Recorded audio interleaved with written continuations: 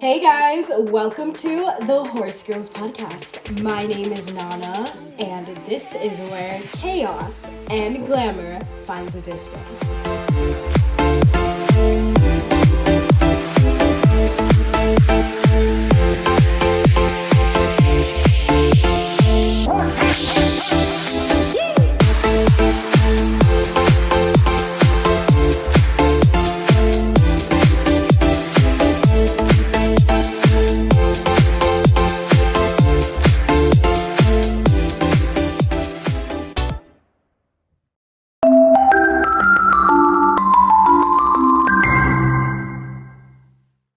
Alright guys, we are back after a bit of a hiatus, so there have been some changes. Lauren has decided to leave the Horse Girls podcast because she's going to explore her other business ventures, so we wish Lauren all the success. It is just me now, so let's get into this. How I'm really going to do this podcast is solo episodes with just me are just going to be a lot shorter, and then every time I have a guest, it's going to be a little bit longer. Guest applications are open, so if you're looking to join this absolute chaos of a mess, please send in a request.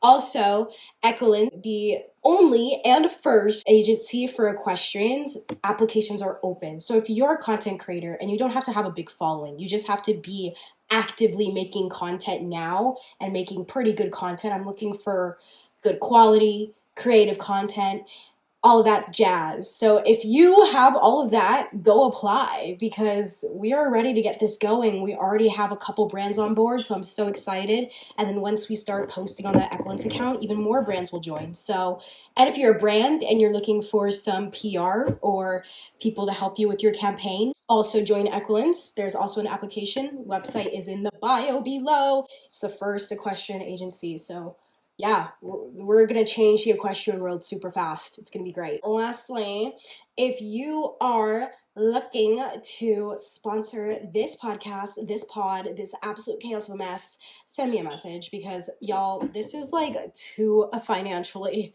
hard to put on. So I need to start making some money on this thing. So send me a message so you can actually support this chaos, this financial chaos of a mess. Okay, episode begins now. That was dramatic. I don't know what's going on with me.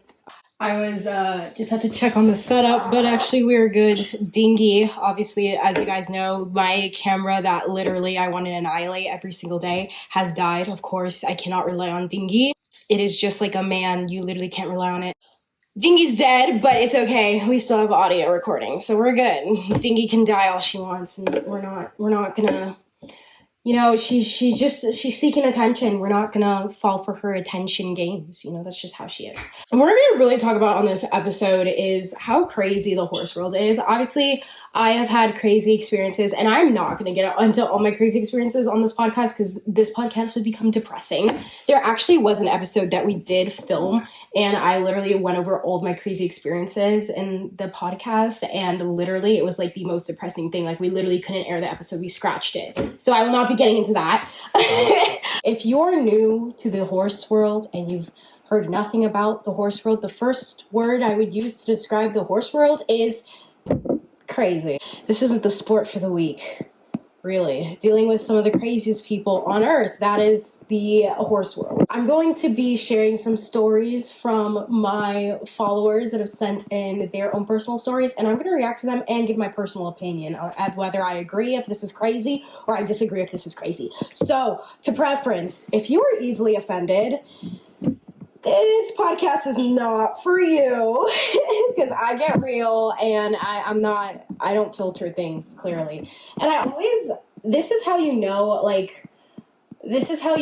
feel like I'm also kind of part of the crazy because I feel like I film these podcasts and then I'm like, wow, that was super boring. And then I go back and I edit it and then I'm like, oh, wow, I really just like dissipated the entire like horse world for no reason. So that's usually how these podcasts go. I love it. But anyways, back to the tea. Yeah, so some of the craziest things I've personally seen have happened in the horse world, and we're just going to cut into like some of the really like controversial crazy stuff right now. There's like two very controversial things that are happening in the horse world, and one of them that I know really is the Katie Prudent situation. So I'm actually going to be talking about that on the podcast and like giving my opinion on it. I actually did watch the full like the full clip. So I'm gonna insert that here just so you guys can see what's circulating before I even talk about that. But yeah, honestly, like, let's just begin with that. Let's just begin with the crazy right off the bat. So here's the clip. Look at me. Okay, look at me, Carly, when I'm talking to you. Carly, look at me. I don't want to look over and see you being jerked forward like you're a little weakling. Where's Anne? So how to shorten the stirrups is another hour lesson. And I'm not doing it today because I don't have time, but when you have time, that's got to be addressed. Nobody does it right anymore. Release him. Release him. Whoa, whoa, whoa, whoa. Got to be more effective. Right now, he wants to just be left alone. But too bad for him. Now, I have this thing with my stick, and I call it smack and back. Smack and back. When a horse does a disobedience, the reason we have the stick is to use it correctly. And horses need it. They need it. All this, animal rights activists who know nothing about training horses, they need a good licking sometimes.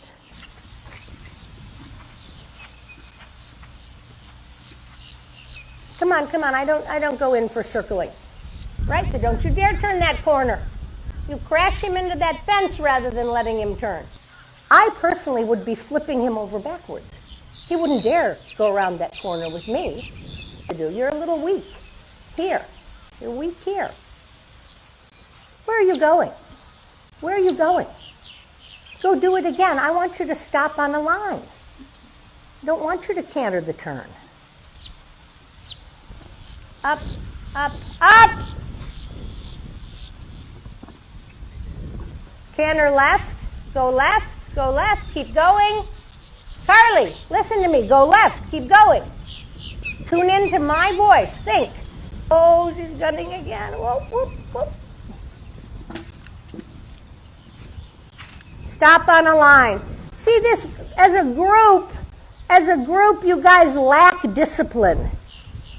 20 times we've stopped on a line, Ainsley. Come to this again. Come on. Was he supposed to turn left? You guys, you know what? Either you don't listen or you're just bird brains. Start again. I want a left turn there.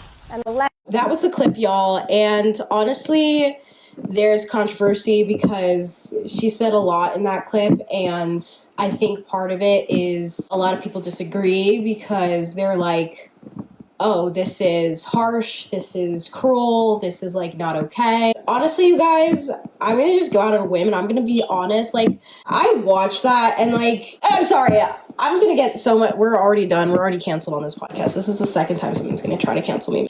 Here's the thing. I don't think Katie Prudent is like necessarily crazy. Okay, the animal activist comment, no. It's like you're always trying to defend that like one friend that does everything wrong.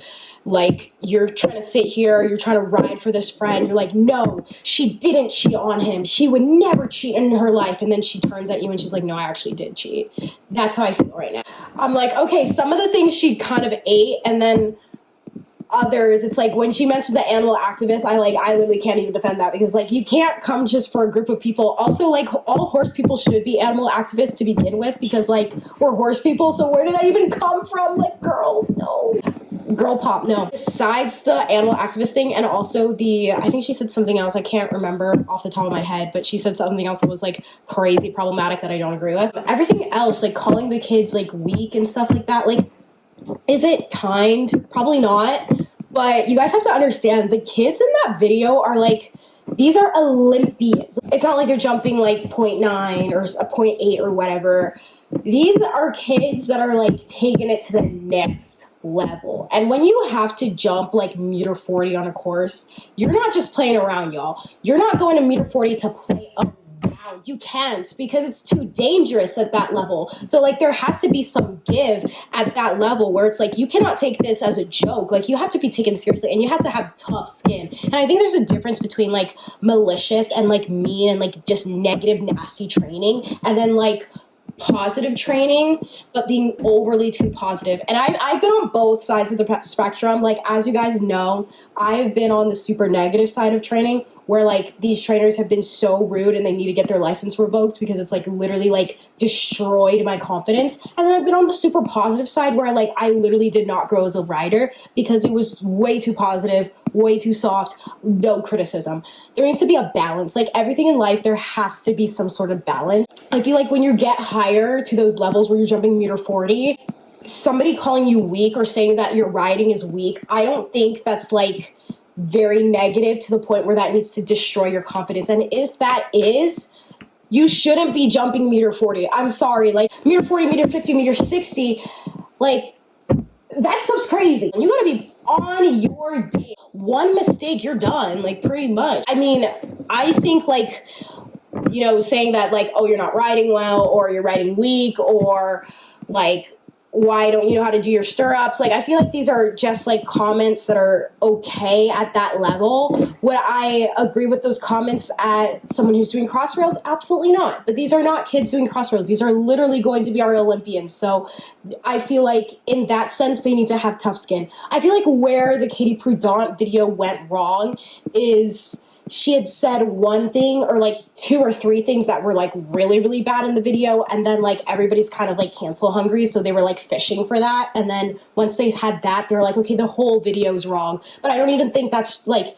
fair to say. I feel like there has to be nuance, especially when we're looking at videos like this, because I don't feel this is like completely crazy. Also, another point, horse people like that are not of my generation, of my age, sorry to be ageist, but what can you do, that are not of my generation, there is a different training style that happened there where things were a lot harsher, things were a lot meaner. So what was said maybe 30 years ago might not be acceptable now. And I totally get the argument of people that are going to be like, well, people need to adapt, like people need to change. I agree.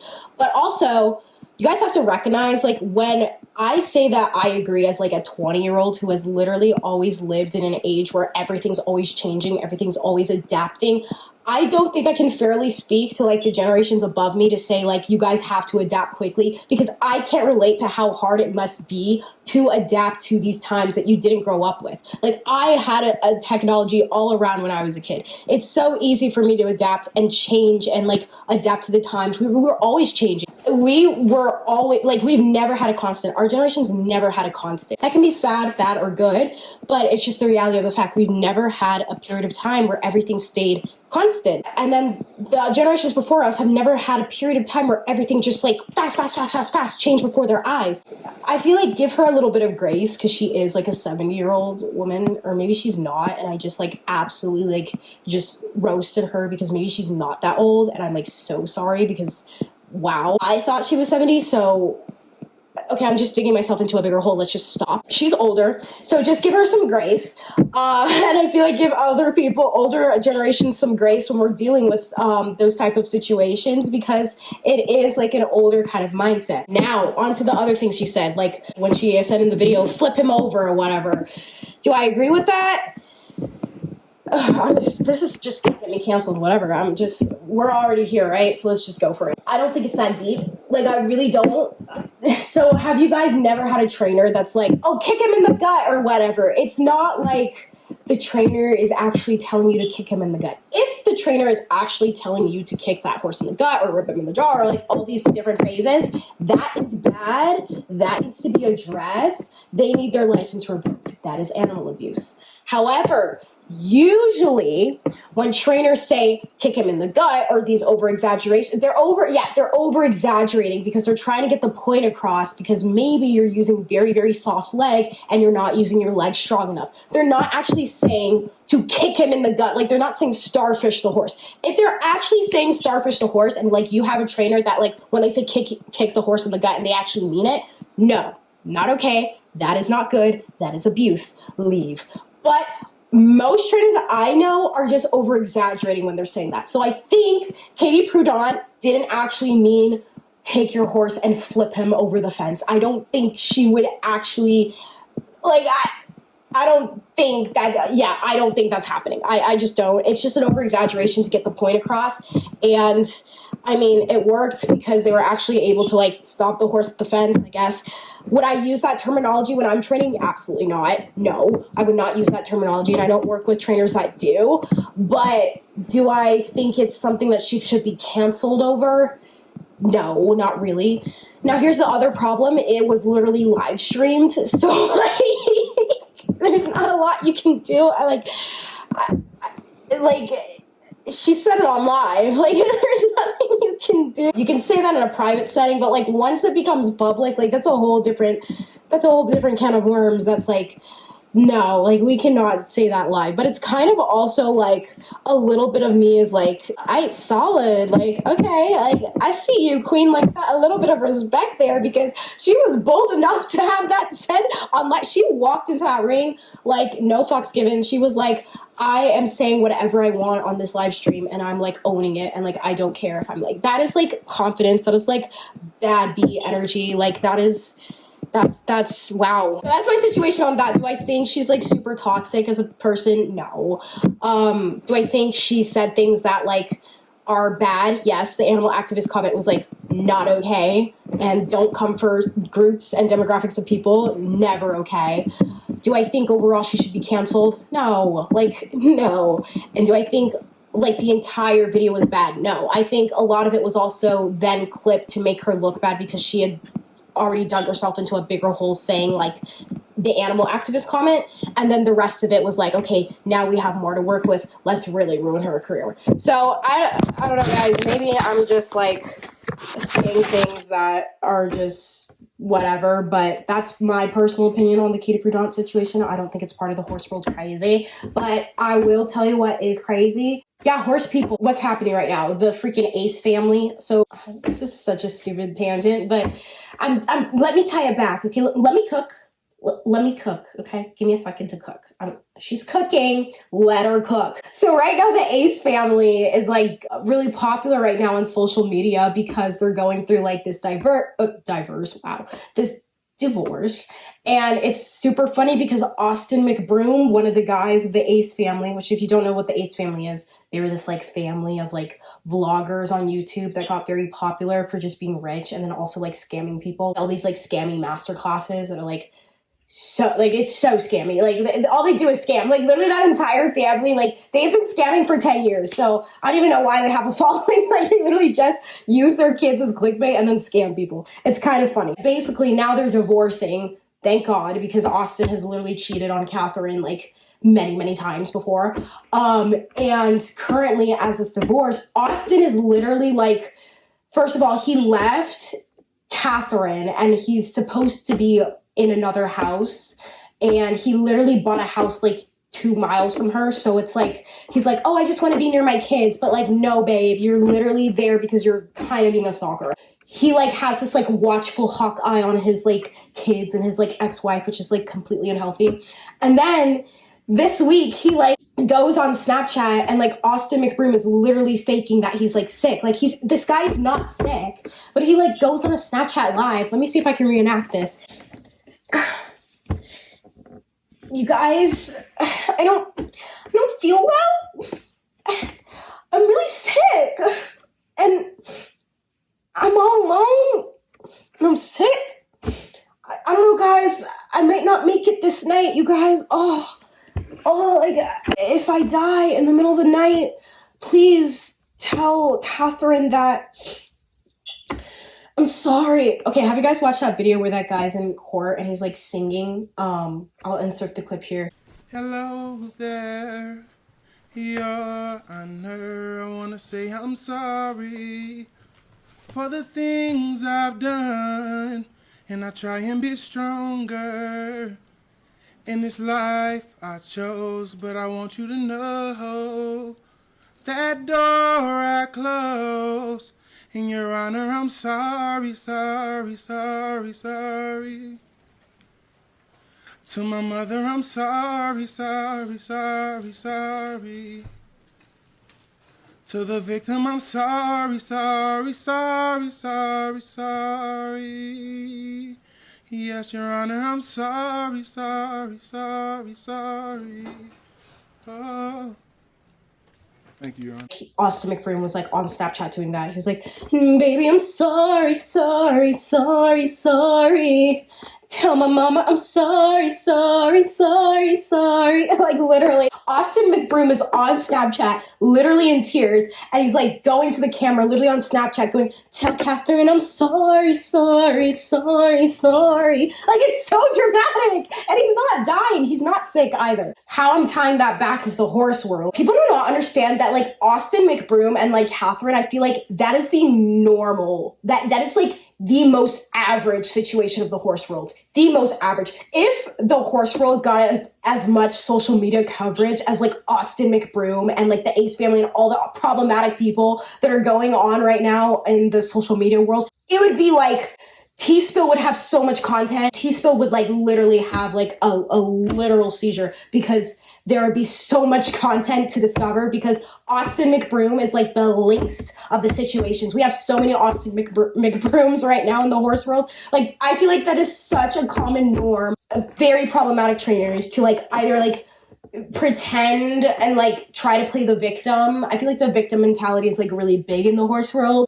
Austin Mcbroom situation, I just watched that and I'm like, this is just the horse world. And I'm about to show you why you should be entertained because I actually have DM requests from real people, my followers, who sent in DMs of their experiences in the horse world. So even though I can't personally share my wild stories because they're a little too wild, you don't want to even know, especially the shooting one, I will share the the stories that my followers in the horse world have experienced. So here are the craziest stories I have heard from my followers in the horse world. These are the most wackiest stories. Let's get into it. I had a horse trainer kick me out of their barn after a fall because I wasn't confident enough. Okay. So we were going on a team trail ride and the horse I was leasing at the time was a 17 two-hand OTTB. If you don't know what 17 two hands is, it's pretty big. And then off the track thoroughbred. And he was a super good boy. He had tried to buck off my trainer. The horse world is so funny. He was a great boy. And the next sentence, he had tried to buck off my trainer. Okay. That doesn't mean he's not a good boy. I just thought that was funny. He had tried to buck my trainer at the time off earlier that day and felt really antsy and off before I got on him, which was unlike him. I told my trainer that he felt off and she told me that I'd be fine. As soon as I hopped on, he galloped off with me and started bucking. At that time, I had a bad habit of leaning forward into a cradle position, but I was able to get him to walk and plan to have an emergency dismount as soon as I got on my feet. He bucked again and galloped off and I fell off. I ended up getting a pretty bad concussion. After healing, there was no question that I definitely wanted to get back on a horse and I was looking forward to riding again. But my trainer had then called my dad and said that she really wasn't willing to train me anymore because I was too nervous of a rider and my instinct was to cradle into a position a lot. So she said I would fall off again and get even more hurt one day. She said maybe I could work on ground with the safest lesson horse at the barn, who no one has ever fallen off of.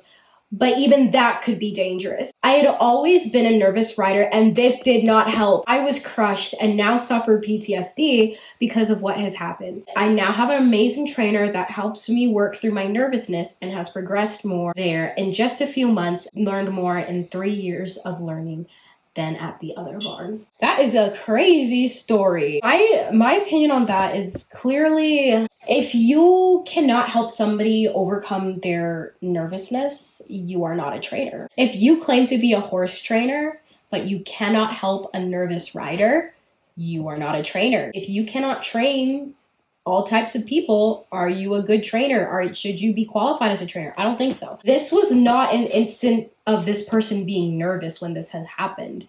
This was clearly the horse being fresh and the rider told you that the horse was fresh. And when the rider told you that I didn't want to ride a fresh horse or that he fell off, you were like, no, it's fine. And then it clearly wasn't fine. Yes, did the rider not have the best position?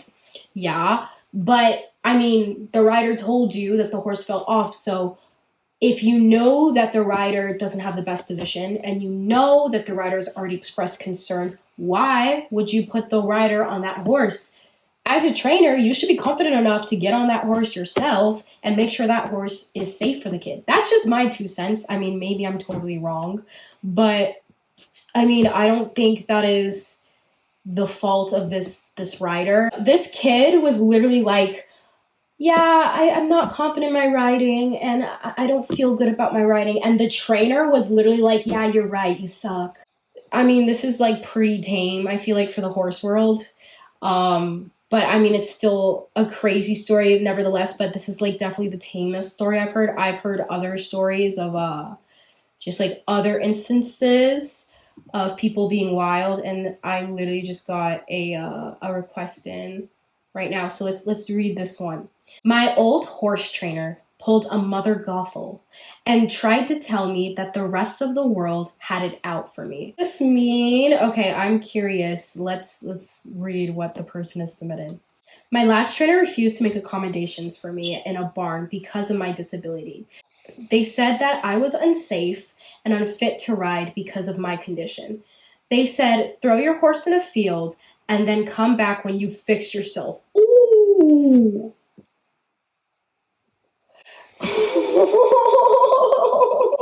What? They said, come back when you've had surgery or something. Bro. Horse people are just so audacidaisical. Is that a word? If it's not a word, I made it up and it's a good word. So you guys can start using that and credit me. Audacidaisical. Like, this is literally the most audacidaisical thing that I've ever, like, literally the audacity. Like, the most average, the most normal horse story, I feel like. The most normal horse trainer. Literally the most normal. Like, hello? What? Have surgery or something. Whoa. Okay. My opinion. So horse trainers definitely, if they feel it's not in their ability to assist or accommodate someone's disability, they do reserve the right to redirect them to another barn. However, there are polite ways to do that without literally like destroying someone and like being literally like ableist. You know, this is maybe not part of my skill set. Maybe I don't have the horse for you. Maybe we're not equipped to accommodate your needs at this time, but here's another barn that could. That's a very respectful way to do it. But to say, throw your horse in a field and then come back when you fixed yourself, boy, I'm telling you, the Austin Mcbroom of the horse world. If we had a T-spill or like a freaking like channel or like just eyes on the horse world, like I'm telling you, the horse will be canceled like that. Like, this is so cancelable. Like you literally cannot say this. It's like the horse world is getting canceled. Like, they're just canceling themselves for free. Literally for free. Whenever you deal with people like this that say something hella problematic, ask them to elaborate. Be like, what do you mean? Can you explain that? What did you mean by that? You will dig that person into a hole every time. Like, if somebody has to justify their like ableism or like their isms and you dug them into that hole, like, that is the funniest. Watch them try to climb out of it. It's funny. Just watch them. They'll get tongue-tied. They'll be like, well, I bet the horse trainer that said like have surgery to this poor rider is literally like a 7-year-old like senile person that literally has like scoliosis. And like, to tell somebody to have surgery, like, they literally like, go fix your bones, Karen. Like, your bones are breaking, go fix them. This episode is Jover. Thank you so much for watching it. Also, don't ask me what Jover means. Thank you so much for watching this podcast. And if you guys are into the Horse Girls podcast or you want to be a horse girl, send me a DM. And please support this absolute chaos of a mess as always. And every week when I have a solo episode, I will be asking you guys questions. So follow the Horse Girls podcast Instagram so you guys can leave your stories and I'll be covering them on the podcast because I want to hear from you guys. Like, I want to hear and share your guys' stories. So every time there's a solo episode, send me your guys' stories. I will cover them on the podcast, whatever the theme is. I will open the questions up every week, and then you guys can type away, and I would love to see them. But I'll see you guys bi-weekly every other Friday. We are back on schedule. There was a little bit of a blip, but we are back. Every other Friday, there will be an episode. Subscribe to the Horse Girls Podcast YouTube channel so you never miss a beat. And follow on Instagram so you also never miss a beat. And follow on TikTok as well. Even though TikTok is frustrating me right now, I will post on TikTok. So follow us there. And yeah, thank you guys so much for watching. Again, if you want to sponsor, email. If you want to join Equelinks, please email, DM. My DMs are open. And yeah, thank you guys for watching this Horse Girls podcast. And I hope you guys got a little bit of insight into the craziness of the horse girls. But I want to hear from you guys. What is your craziest barn experience? What is your craziest horse experience? There's so many crazy horse stories in the horse world. What is your craziest? Let me know in the comments. I want to hear it. I want to hear it. I need to hear it. All right, guys. Thank you so much for watching, and I'll see you guys on the next episode. Bye-bye.